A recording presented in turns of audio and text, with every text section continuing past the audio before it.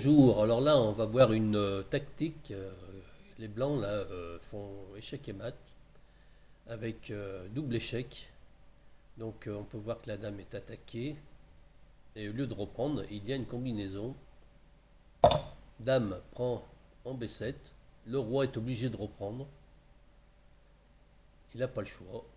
Et là le cavalier vient donner échec en C5, double échec avec le fou qui est en G2. Ça fait un échec à la découverte avec double échec. Et là, le roi est obligé de retourner en B8. C'est la seule case. Il ne peut pas faire autrement. Le fou ne peut pas prendre. Il y a double échec avec le fou, le cavalier. Et là, la dame, le cavalier ne va pas prendre la dame. Il va faire mat en allant en A6. Du bist terminiert. Voilà, terminus. Tout le monde descend. Et là, le roi est mort. Mat. Donc on peut voir que le fou contrôle effectivement la case B7 et la case A8. Et le cavalier est en A6. Donne échec et mat en B8 sur le roi. Donc on va revoir tout ça. La dame prend en B7, une jolie combinaison. Le roi reprend, il n'a pas le choix. Roi prend B7. Là, le cavalier va en C5, échec. Double échec avec le fou plus le cavalier. Le roi est obligé, parce que là, il ne peut pas venir ici, en A6 non plus, il ne peut pas venir là, et il ne peut pas venir là. C'est tout contrôlé. Là, le cavalier contrôle, là, le fou contrôle, là, le fou contrôle. La seule case, c'est B8. Et là, le cavalier en C5 va en A6 et c'est échec et mat. Fourchette du pion dans l'ouverture. Alors là, on va voir que les blancs vont faire une fourchette avec leur pion D2, une fourchette en D5 sur le cavalier et le fou. Parce que là, les noirs viennent de jouer le fou en E6, qui est un très mauvais coup. Donc, les blancs avancent en D4, qui attaque une première fois le fou, le pion reprend. Il pourrait pousser le fou en B6, mais ça reviendrait au même.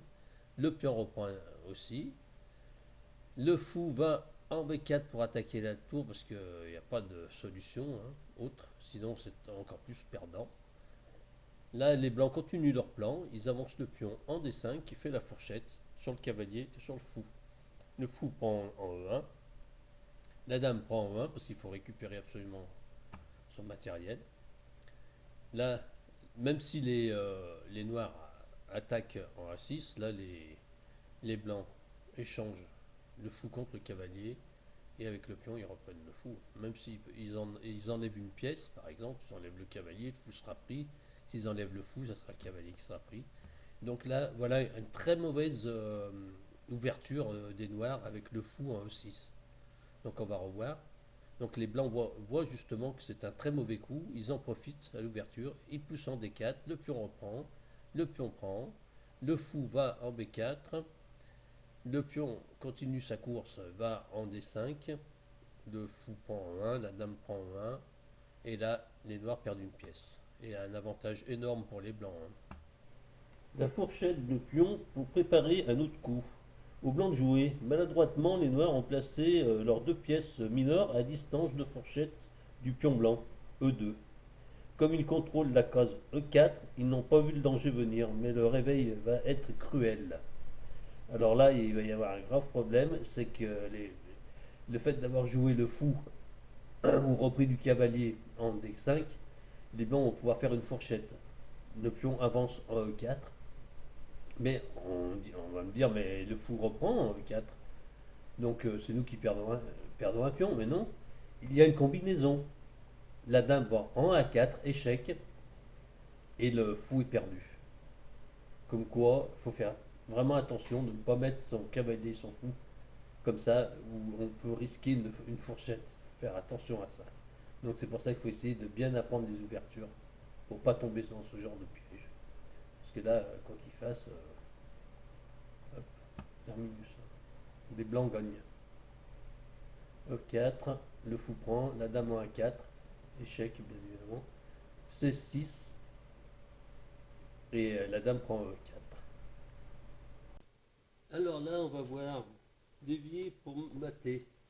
Donc, un joli coup des blancs, le fou en B8 pour dévier la dame, parce que si jamais Les, les noirs prennent en B8, il y a un joli coup, il y a fou As6 qui donne échec, et là on voit bien que le roi il est bloqué, il ne peut pas venir là, et là il est échec, il ne peut pas venir là.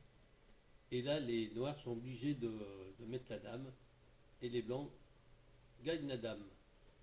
Par contre, si jamais ils décident